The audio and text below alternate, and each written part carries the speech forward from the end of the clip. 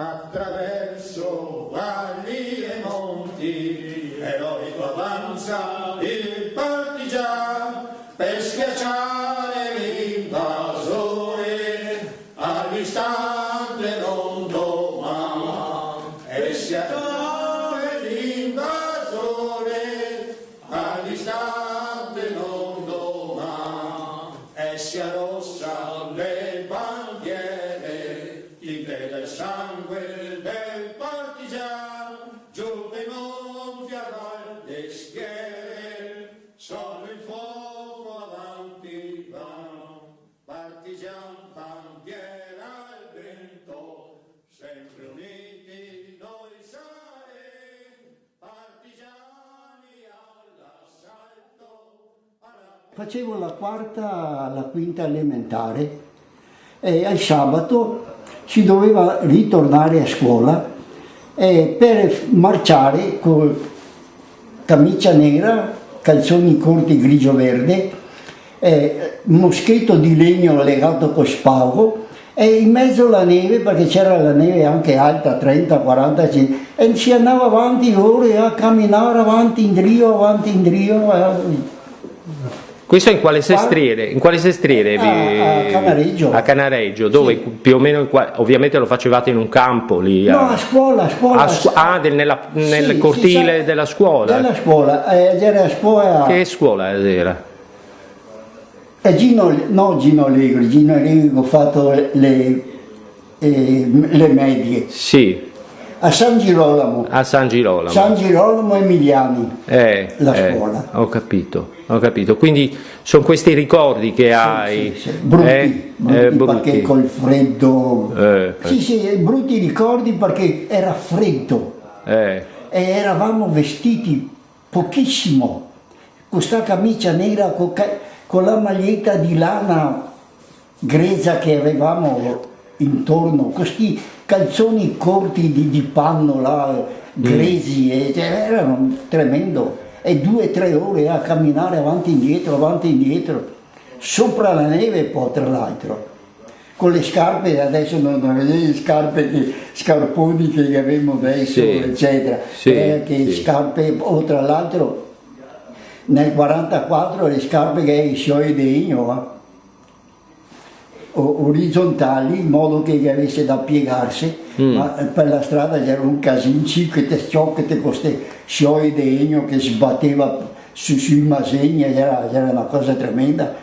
Però quello che mi ha fatto avvicinare ai partigiani, diciamo, c'è sta, a parte l'episodio che tagliai i cravati in piazza San Marco, no, che facevamo gli stone, tornando indietro un giorno, dopo qualche settimana, in strada nuova che c'era, dove che adesso c'è il catasto, c'era Calitoria, la sede di Venezia fascista, e che c'era il transenne, il reticolato, eccetera. E lì vedo io andando avanti questo qua che mi guardava, no? Questo col cappello col fiocco che le sbatteva di dietro, che mi guardava e dico, orco can, qua va male. Allora faccio per passare, mi punta il mitra sulla pancia. Quanti anni avevi allora? 17 e rotti, 17 anni e mezzo.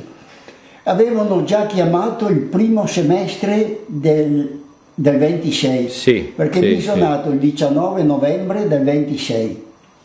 Perciò avevano già chiamato il primo semestre, perciò io ero tranquillo, no, io non avevo problemi. E invece questo qua mi ha messo la canna del mitra e mi ha detto dammi un documento. E io gli do il documento e questo stupido mi fa, ma come mai hai detto tu non stai servendo la patria quando io ho un anno meno di te e la sto servendo? Volevo dire che ti mi sta rompendo l'anima, non ti sta servendo la patria.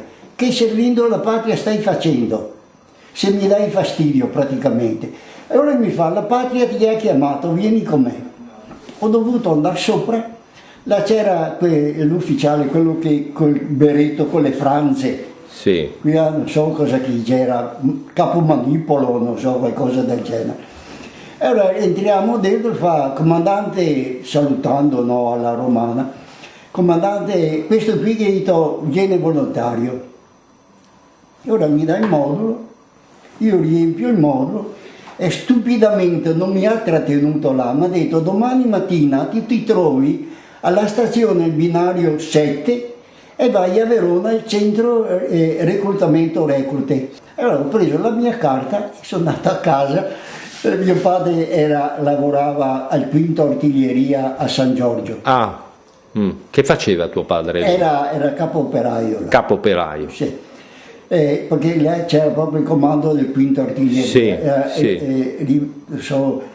Rimettevano a posto le cassette di munizioni, insomma, tutte quelle riparazioni, insomma, praticamente. Sì. E allora quando vengo fuori che faccio? Guarda qua, un po' papà, mio padre faceva già un po' parte dei partigiani, della resistenza. Non era ancora proprio, perché era i primi del 44. Allora vado là e dico, non c'è problema, che dico, tu vieni con me, siamo andati da Mario dalla Venezia, che non so se le conosci, era il comandante in Caio. Allora che fa, stai attento Mario, dice, mio figlio guarda qua, e dice ti mio ti, perché domani mattina se non si presenta vengono a prenderlo a casa, no? Certo. Allora sono passato dalla parte di là e sono stato 4-5 giorni, perché io lì non la mattina subito, la mattina dopo io venivo in casa. C'era mia madre naturalmente, non c'era la prepotenza, perché loro erano prepotenti, no? Sì. E il figlio va di sola, va a guardare per le camere, eccetera, tutta di prepotenza proprio. E anzi voglio dire un episodio per la prepotenza. Un giorno mi trovavo verso il monumento di Paolo Sarpi. Sì. E là è passato un manipolo con 4 persone, 4 fascisti, con quell'albero stretto così, come si chiama? Che bandieretta stretta così, col bastone alto, no? E ora ci siamo fermati e abbiamo salutato tutti col braccio. Uno della mia età, forse avrà avuto 90 anni, non ha salutato. Si è staccato uno e le ha dato un ceffone che l'ha buttato per terra. E non siamo potuti intervenire, perché non si poteva intervenire. È una malvagità proprio, sempre nel 44, dopo l'8 settembre. Dopo l'8 settembre. Tanto è vero che gli altri, ora sono stato da sto Mario dalla Venezia, dopo una settimana, sto Mario da Venezia, che aveva una casa molto grande, mi ha ospitato una quindicina di giorni, posso passare a casa mia normale. Allora là ho cominciato a collaborare con loro. Perché noi avevamo una staffetta che si chiamava Angelo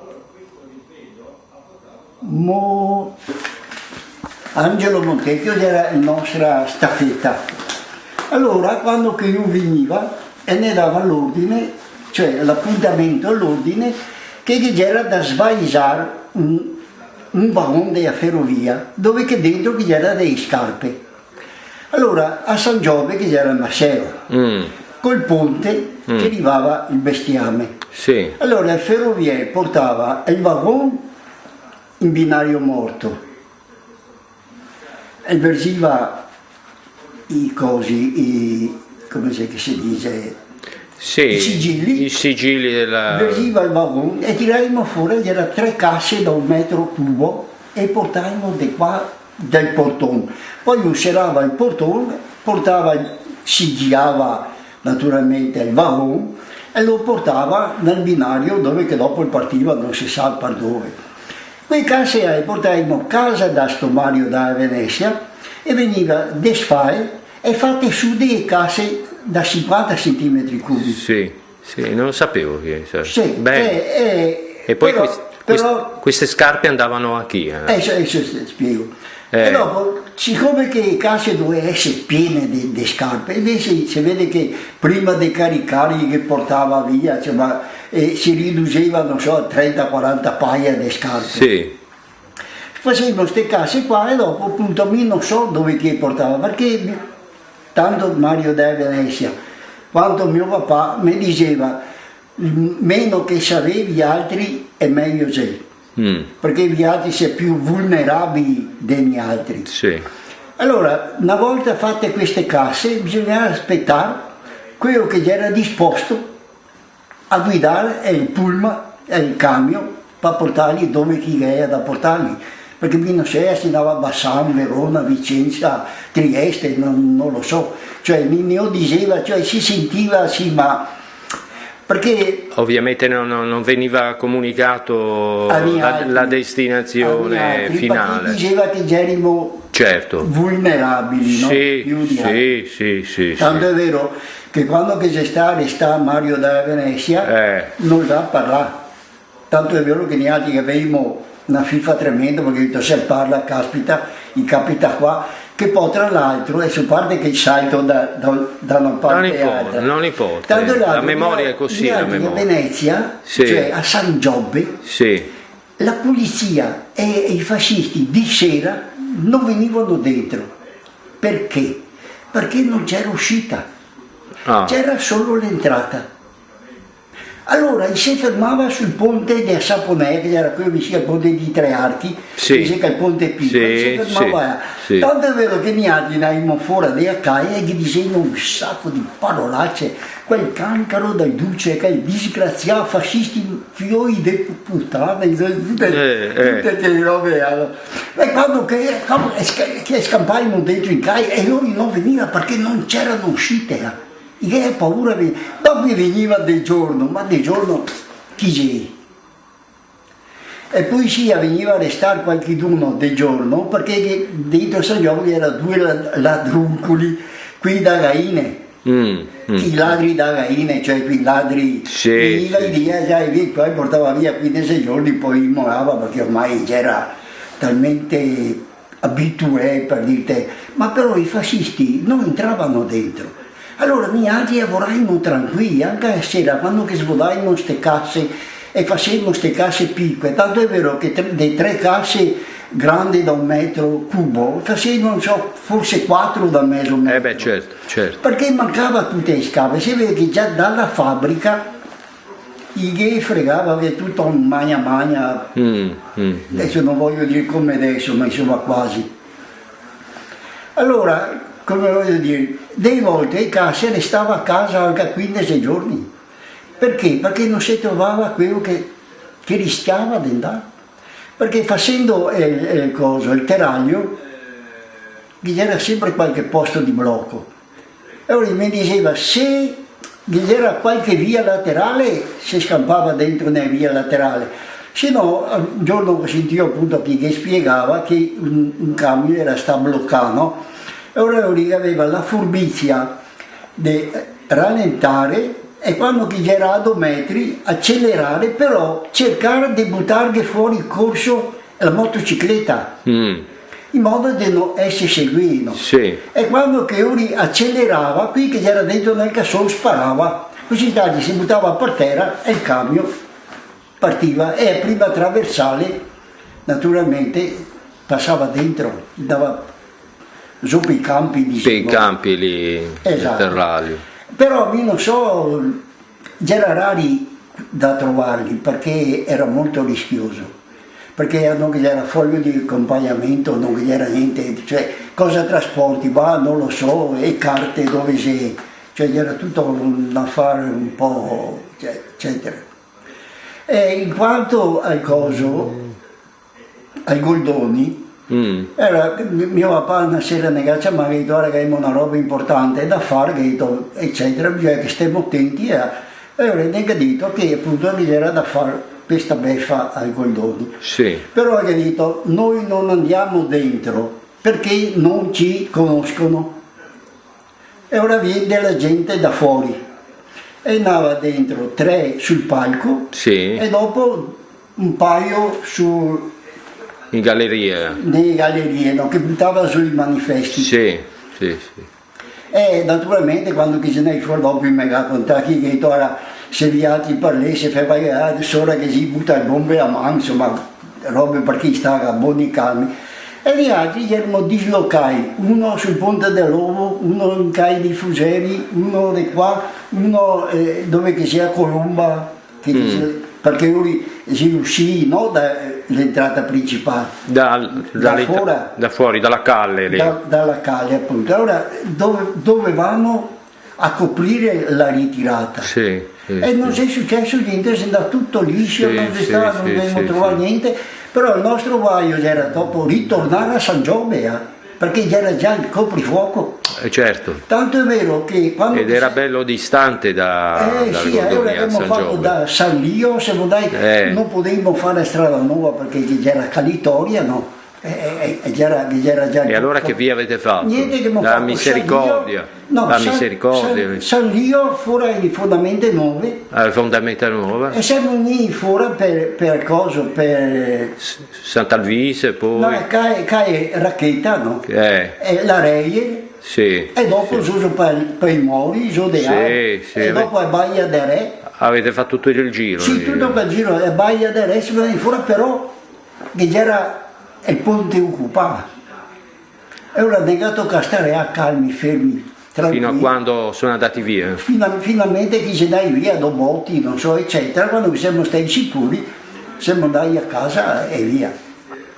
Dopo però quella liberazione, ecco il primo scontro a fuoco che ho avuto, c'è stato il giorno della liberazione, quando che siamo andati a occupare il Maceo. E è stata una roba semplice perché siamo andati dentro, c'era chi dormiva, i sai e via. Però dopo circa un'ora si passa un trabacco chi grossi, chi barconi da pesca, chi grandi, pieno di ufficiali tedeschi. Allora erano fuori 5-6 e questi mitra che non si cominciano a sparare, ma ne ha sparato dopo 4 cani da poppa. Mentre chi girava, i 4 cani che ha aerea e ha sparato su boia drucca. Allora siamo buttati per terra sempre sparando. La nostra fortuna questa è stata che sull'isola vicino a ferrovia che c'era un cannone antiaereo. Allora io sentendo sta baraonda che aveva già occupato l'isola, che ha buttato il faro sul barcone, no? E ha sparato un colpo di cannone. Allora gli ha messo bandiera bianca e si è tornato in trio. E era piena di ufficiali della Marina. E tu facevi parte quindi di un gruppo? Sì, un gruppo, sì. Avevate un nome? Ma guarda, non lo so questo. Non lo sai. Non lo so davvero. Se era un GAP, se era... Sì, esatto, era un gruppo d'azione partigiana. E il comandante chi era? Il mio papà nella zona nostra e Mario dalla Venezia. Mario dalla Venezia. Mario dalla Venezia era il politico. Sì, il commissario politico. Esatto, il mio papà era il militare. Il comandante militare. Sì. E c'era la zona, insomma, praticamente Venezia era divisa in zone. C'era uno. C'era il coppione che si scriveva, però dopo c'era tutte le zone. E neanche che abbiamo sta staffetta che ne avvertiva quando che abbiamo da fare. Però una roba bella che facevano gli altri giovani era che un giorno siamo andati con un vaso di pittura rossa e con i penei, perché Mario della Venezia era un'impresa di pittura. Allora ci abbiamo fatto dare dei penei che dopo da buttare via, no? Qui con sumai eccetera, con un vaso di pittura e sotto il monumento di Paolo Sarpi, posso dire la frase che ho scritto, come posso dire, tabù, hanno scritto queste frasi qua: neanche mi che so figlio di puttana non so iscritto alla Repubblica Sociale Italiana. A mattina dopo, quindi aspetta che andiamo a fare un giro che vedremo a che ora siete andati a fare queste scritte? Dopo mezzanotte. Dopo mezzanotte. Sempre sopra i Mori. E non c'erano ronde? No, uno sul ponte di qua, uno sul ponte di là. A controllare. A controllare, no. Quando vedo libero, ora che mi ho messo a scrivere, una volta scritto che mi sa a pittura. Quanti eravate quando facevate queste? 5. Mio cugino. Volevo sapere i nomi, ma sono morti tutti. Dilli però. Che era mio Armando, che era che era un certo Mario Muzzati, poi c'era un altro che si chiamava Gramigna, e dopo chi c'era? Beh, insomma, gli altri, insomma, ricordi questi? Sì. Tutti della stessa età, 17 anni? Sì, presso poco. 17, 18 un anno anni. in più, un anno in meno, 2 anni in più. Sì. Si divertiva, cioè scrivevamo, non so, ammasso il duce criminale di guerra, non so, ammasso il duce figlio di puttana, non so. E quindi Venezia era piena di queste scritte? Non proprio piena, ma comunque ce n'erano. Facevamo gli altri, sì. Senti, e la gente... Poi se tu dovessi vedere, quando andavamo a vedere la mattina, erano tutto piene di brigate nere. È ovvio. Era una cosa anche da far paura, perché lei dice, aspetta, io quella che ha scritto che viene a vedere il risultato. Si camminava senza far vedere l'interesse, no, ma erano arrabbiatissimi, ma molto arrabbiati. Senti, i fascisti erano locali o venivano da fuori? Da fuori. In gran parte erano... I locali ne avevamo 2 a San Giove, però non hanno mai... C'erano 2 brigate nere e uno dell'Ovra, sì, che è quello che ha fatto arrestare Mario Dalla Venezia, sì, che poi con la liberazione è sparito, non l'abbiamo più visto. Più visto. Sparito dalla circolazione. Neanche dopo 20 anni, mai. Perché io sono andato via da San Giove a 33 anni, sì, perciò ne avevo, facciamo finta 20 per fare il conto, sì. Dopo 13 anni non ero ancora ritornato. Mai visti. È quello che ha fatto arrestare Mario Dalla Venezia. E c'erano 2 ragazzi. E ricordi qualche nome di fascisti, di questi fascisti? Sì, questo qua si chiamava Gramigna. Era anche zoppo, tra l'altro, ed era della, come si chiama? Dell'Ovra. L'Ovra, la polizia politica. La polizia politica fascista. Sì. E che ha fatto arrestare questo Mario della Venezia perché io ascoltava sul balcone, ma neanche non ci eravamo accorti, no? Perché eravamo tranquilli, no? E abbiamo detto chi c'è che fa il monaco, perché che cavevamo via le gambe, no? Subito. Certo. E poi c'erano questi 2 ragazzi qua, che dopo il più grande era quello che aveva la morte qua. Sì. Già i partigiani che hanno fatto scavare a fossa perché quello era proprio un criminale, di qui che tagliava la testa e tirava sul bastone, veniva giù dalla montagna con la testa attaccata sul bastone. Quello più giovane invece faceva i rastrellamenti. Dopo ogni rastrellamento veniva a casa con i scarsei pieni di schei, perché aveva tanti di schei, scarsei, aveva roba e matte. Allora noi approfittammo e ci facevamo portare al Cine San Marco, perché c'era la coa, no? Allora io tiravo fuori la pistola, no? largo, mettevo la pistola sopra al tavolo, 3 biglietti. E i biglietti andavamo dentro. Quando che venivamo fuori, che era già sera, ora facevamo il giro per cosa ho detto? No, era dove si giocava a canestro, no? La Reie. Per la Reie. Allora si cantava le canzoni fasciste, no? E ogni fine canzone sparava un colpo di pistola. E ora mi contavano 7, 8, 9, 10, 11 e dopo metteva via la pistola. E che dicevo, ma scusa, ma l'ultimo non ti spari, no? È l'ultimo che tu sei per me.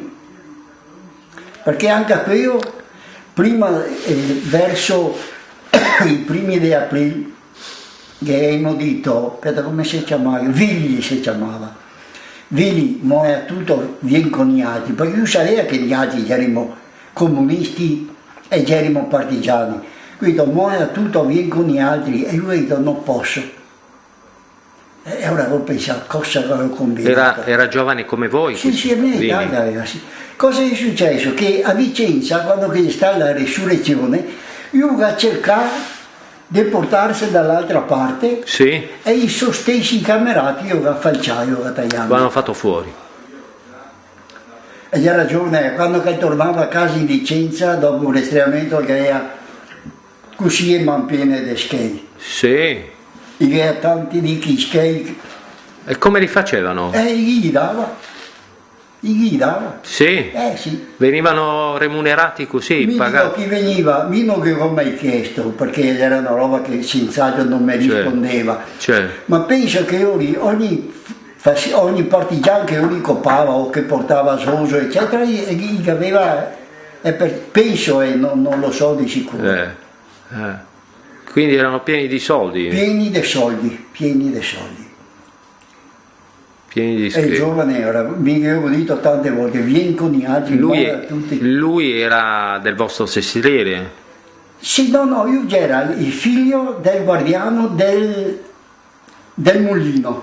Del mulino? Perché a San Giove che c'era anche un mulino. C'era il mulino? Sì. E c'era due fratelli, uno che nome Villi e l'altro, che nome l'avevi? L'altro c'era appunto più vecchio, non mi ricordo poi ecco. Non mi ricordo. Non importa. Non mi ricordo il nome. Comunque mi ho cercato di salvarlo. Sono ricordi importanti i tuoi, sai? Sì, ho cercato di salvarlo perché era un amico, perché sì. non è a scuola insieme, ma si vede che era combinato troppo. Probabilmente lui era di famiglia anche fascista. Sì, suo padre era proprio fascista. Però a San Giove non hanno mai fatto niente. Solo quello là, quel Gramigna Zoppo a quello dell'Ovra, che ha denunciato a Venezia e basta, solo quello. Il resto non ha fatto niente. Anche perché, come dicevo dalla prima, Venezia abitava lì vicino a voi, attaccati? Muro. Che era una piccola caletta che mi divideva. Sì. Questo è tutto quello che vi ho fatto, la sparatoria. Ho capito. Senti, e invece la storia del tuo papà? Cioè, che mio papà è un po' all'oscuro, perché giustamente mio papà non informava neanche mia mamma, che diceva guarda che stasera non vengo a casa, perché mattina lui doveva anche presentarsi al quinto artiglieria. Doveva. Tanto è vero che al quinto artiglieria tutti gli operai eccetera portava a casa una borsa piena di tocchi di legno per bruciare, no? Sì. Lui invece portava a casa caricatori di mitra. Riusciva a tirarli fuori? Sì, riusciva a tirarli fuori, e tanto è vero. Ma non facevano controlli all'uscita? Esatto, tanto è vero che io ripassava dritti, guardava così, perché era l'esercito italiano, era qualche tedesco, perché era l'esercito italiano. Tanto è vero che un giorno, e tanto dopo non si è più andato a lavorare, che un giorno c'è stato uno, mentre chi era in fila, chi passava davanti in portineria, che gli ha detto guarda che ti stanno aspettando. Si vede che qualcuno aveva parlato. E ora io cosa è da? Dentro a San Giorgio, sull'androne di entrata, c'era un gran scalone che andava, io faccio fare borsa, l'ha buttata. Quando che si è passato, io l'ho guardato, non aveva borse, e si è passato dritto, però al giorno di io non si andava a lavorare, magari in ultima proprio. E quindi che ha toccato stare a casa perché. Di che anno era tuo papà? Del 4. Del 4. Ogni tanto ti dico quindi nel 44 aveva 40 anni, sì, era ancora giovane. Sì, diciamo. era giovane, mio papà a 20 anni già era già padre. E un particolare, per esempio, un giorno in casa i fascisti e gli dice a mio papà era un bravo mobiliere. Sì. Proprio bravo, non c'era nessuno a San Giove che non avesse magari una sedia di mio padre. Claro. Ma e per mantenere noi con una certa dignità, oltre che lavorare a San Giorgio, aveva il laboratorio anche a casa. Avevamo una stanza a piano terra, avevamo a casa noi 2 piani, piano terra aveva fatto il laboratorio. Allora viene in casa un giorno 2 fascisti e dice ma tu perché non vieni alle adunate? E io dice come faccio io a venire alle adunate? Dico siamo in 5. Lavoro da solo, guarda vieni qua, vedi che sto lavorando, stavo facendo una credenza, vedi che sto lavorando, ho detto no, è tutto per mantenere la famiglia, come faccio a mi venire di perdere una giornata? E poi ho detto non voglio neanche la divisa, cosa mi metto? Perché qui dice ci pensiamo noi. Te la diamo noi. Cosa è successo? Che dopo 3 giorni arriva un fascista con scatolone, stivai, braghe a slava, camicia nera, cosa ha fatto mio papà? In fondamento vicino al Maceo che c'era un calzolaio. E se ne era qui stivali e ha detto, questo mai di stivali ti riesci a fare 2 sandui per mi fiori? Col sughero, no? Sì. Invece che mette il legno, Sì, perché sì. il cuoio non ne c'era, col sughero. E mi ha fatto i sandui, caspita, altro che scarpe con i scioi di legno. Dopo una settimana, appena 6 giorni, si tornai e ha detto, oh, ma qua. E ciò dice, era, mi fiori che serviva le scarpe, e ha detto, gottaia le scarpe, e ha detto, vieni con gli altri. Io ho portato a Calitoria, gli ho dato un bicchiere così di olio derissimo, io ho tenuto un quarto d'ora, poi ho detto, adesso va a casa, guardate che qualità di lavoro. E così, e cacciapaga qualche schiaffone, Sì. perché mio papà era molto prepotente Sì. rispetto, cioè prepotente tu, prepotente anch'io. È un carattere molto, anche con gli altri è un carattere, Davvero resistente. sì, Da resistente. sì, molto. Cioè proprio c'era una famiglia mia, tanto di mia mamma quanto di mio papà, tutti quanti antifascisti. Perché è vero che dopo lei di mia mamma stai proprio in carcere anche per fascismo. Sì. Sì. E dopo che ne sei sul ponte delle Guglie scritte che sono morte ne era di sdotto. Sì. De Stefani sono 2. Quelli parenti dal lato mia mamma. di tua mamma. Mia mamma, sì. Mia mamma c'era una De Stefani. E insomma lei è andata lei. È andata. Però Ascolta. è andata, però adesso non sono contento di come che va. Senti, tornando a tuo papà ha avuto l'incarico di comandante militare durante la Resistenza. Sì, difatti mostra che Sì. quello che dava solo i comandanti.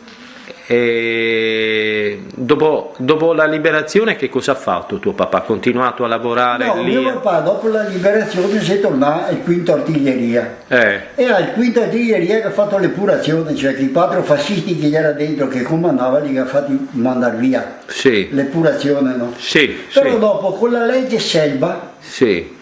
dove era un decreto che tutti i comunisti e partigiani dovevano essere licenziati dei posti governativi o filogovernativi. Sì. Allora, siccome mio papà già era civile al quinto artiglieria, non era cioè, militarizzato, sì, ma però civile. Allora cosa succede? Che con questo decreto legge di Selva li mandai via e si trova a 42 anni con 5 da mantenere, disoccupato.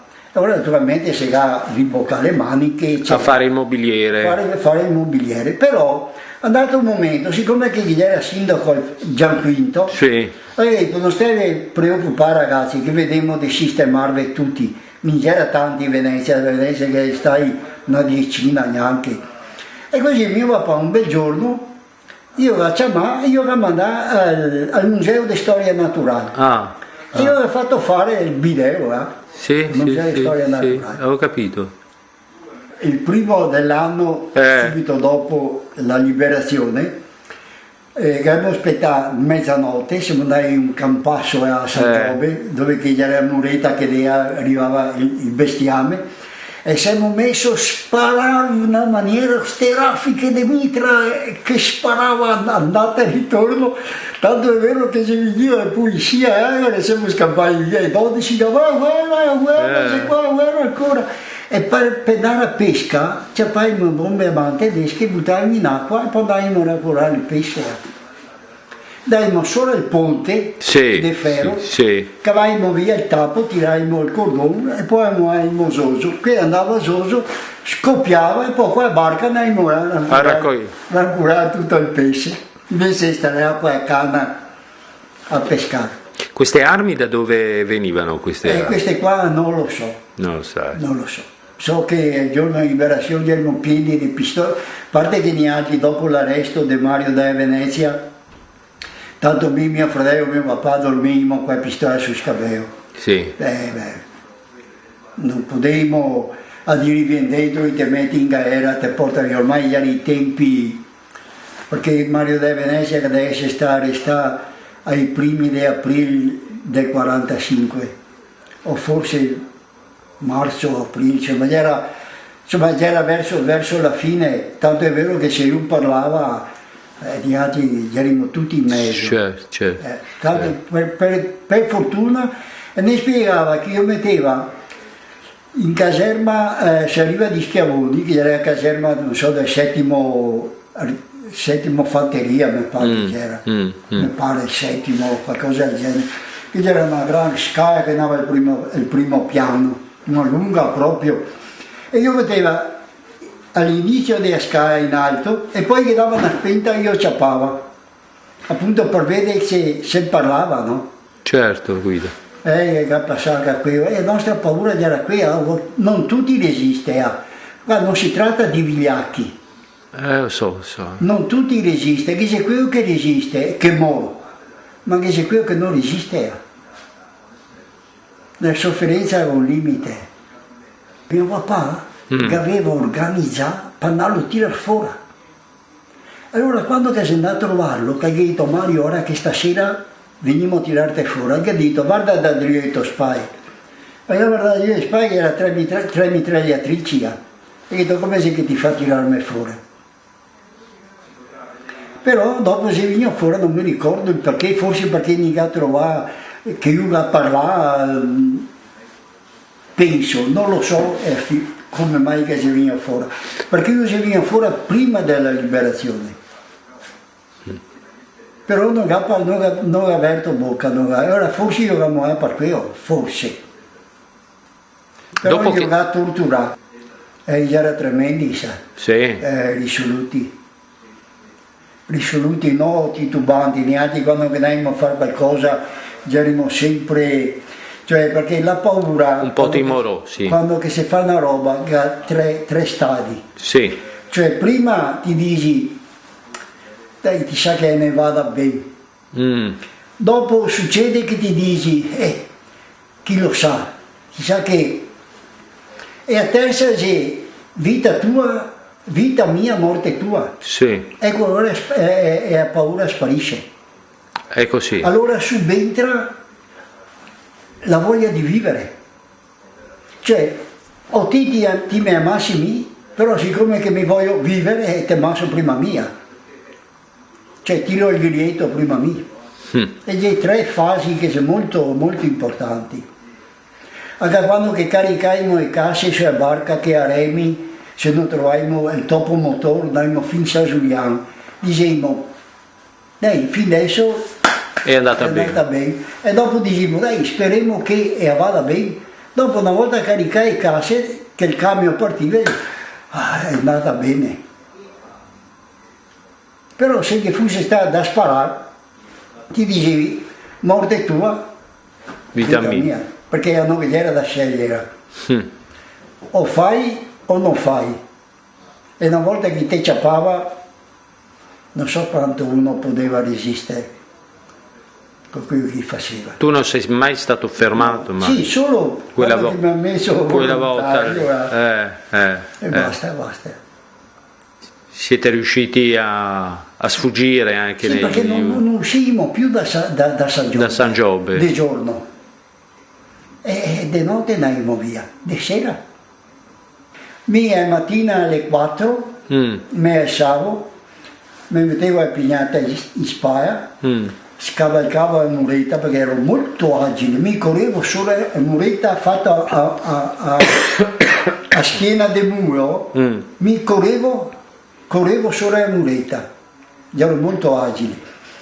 Andavo in stalla, un po' di latte qua, un po' di latte là, un po' di latte, non tutto su una vacca, sino a un dato momento il tedesco dice ma a me vuole questa qua. Però un giorno cosa è successo? Che abbiamo sentito e si veniva il tedesco. E ho detto che fermo qua. Allora a Sarà Pignata e siamo corsi sopra in alto che c'era il pagliaio. E io pesava 1,5 quintali, era proprio un lardoso proprio. E veniva su, come che se venivano, siamo saltati su per pescare, non c'era armato. salta la muretta e via, però mi sono a casa, mia mamma mi ha detto, è pignata? È la E ho pignata. detto, mamma, la pignata c'è? E dice, ma mia pignata mi occorre. E era qui a Granda che faceva il brodo per dire, no? Sì, Per- sì, sì, sì. E allora dice, bisogna che ti va di torla. E ora al mattino sono là, ero mio e un altro. Sono là da Brocca, c'era il portiere del Masseo. E ho detto, sono Brocca, buongiorno. E dice, cosa vuoi viaggi? C'ho viaggi qua. Ho detto, è in portineria che era e tu pignate. E ho detto, voglio, è pignata. Se tu avete mando in Germania, ho detto, guarda per piacere Dio da me pignata. Vorrei detto non farlo più, se ho detto, va via, non farlo più, vedo perché io ti mando in Germania.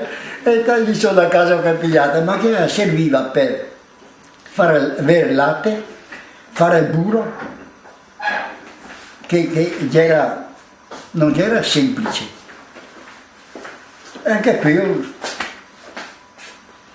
Anche quello là insomma avevo fatto, serviva anche a quello. Bene Guido. Perché a San Giovanni non ne mancava e a carne per dire, perché c'erano i beccheri, i macellai, che un tocchetto qua, un tocchetto di là si metteva in scarsea, no? Sì. E dopo che veniva fuori, mi pesava da me 10 franchi, 5 franchi, perciò ogni anno a San Giovanni erano gli unici in tutto il mondo che mangiava la carne, dove chi altri mangiava la carne 2 volte all'anno per dire. Gli altri mangiavano anche tutti i giorni. Una volta un mio amico mi ha svegliato perché mica era proprio la camera che guardava dentro il Masseo. E mi ha svegliato con una testa di vedere, mi ha tirato sui scuri una testa di vedere. Perché mi chiamava, mi non rispondevo perché non lo sentivano. Allora che c'è poi questa testa a vedere da darmi e mi ha tirato su scuro. Non mi sentivo, ho guardato scuro, ho visto testa a vedere, io sono andato per la testa a vedere. E così c'era, perché era fame, era fame. E la carne si vedeva pochissimo. Solo ogni anno che eravamo a San Giove vedevamo la carne. Perché appunto, poi i fortunati, non tutti, perché Ci volevano. tutti si faceva pagare. Tutti si facevano Tutti pagare. si faceva pagare. E d'altronde. Beh, certo. Rischiavano anche loro poi. Certo, e anche loro certo. dovevano mangiare. Certo che rischiava anche loro, perché si ritrovava con quella carne dentro in scarsea e c'era guaia. Ma i tedeschi hanno mai fatto niente, forse informati che non lo so. Ciao. Forse non lo so, perché quando che siamo andati dentro, che era dentro una specie di camerata, e abbiamo fatto venire fuori, dice ormai che non sarai su una staia, no? Subito, tanto per essere liberi, no? Che mi faccia troiare per dire. Sarai su una staia e dopo finì tutta la baraonda e originai tirarli fuori.